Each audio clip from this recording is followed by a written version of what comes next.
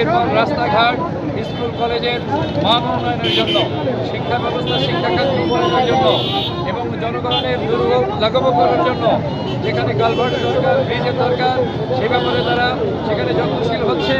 এরপরে অবহেলিত মানুষ, খেটে খাওয়া মানুষ যাতে করে তাদের কর্মসংস্থান বাড়াতে পারে, কর্মসংস্থানের ব্যবস্থা করা যায়। এদেশের কলকারখানা, ইন্ডাস্ট্রি যেগুলো বন্ধ আছে সেগুলো সচল করার জন্য তারা উদ্যোগ নিয়েছে, ব্যবস্থা গ্রহণ করেছে। আরও বেকারত্বকে ঘুচানোর জন্য যাতে করে তাদেরকে কর্মক্ষম করা যায়, তাদের কর্মকে ক্রিয়েট করার জন্য, কর্মের খাতকে তৈরি করার জন্য তারা প্রাণ চেষ্টা করে যাচ্ছে। ইতিমধ্যে এর পাশাপাশি শিক্ষা খাতের উন্নয়নের জন্য তারা যথেষ্ট ভূমিকা গ্রহণ রেখে যাচ্ছে। জনগণের সাথে ইনশাআল্লাহ ইতিমধ্যে নড়াইল 2 আসন সহ, নড়াইলের 1 আসন 2 আসন সহ সারা বাংলাদেশের জলপাই পিসাব কর্তৃক অনুমোদিত, জলপাই পিসাব কর্তৃক মনোনয়নকৃত, ইসলামী আন্দোলন কর্তৃক মনোনয়নকৃত ক্যান্ডিডেটরা এবং সংসদ সদস্য প্রার্থীরা ইতিমধ্যে জনগণের সাথে সম্পৃক্ততা বজায় রেখে তাদের সঙ্গে ভ্রাতৃত্ববোধ বজায় রেখে তাদের মন জয় করতে সক্ষম হয়েছে। ধন্যবাদ আপনাকে।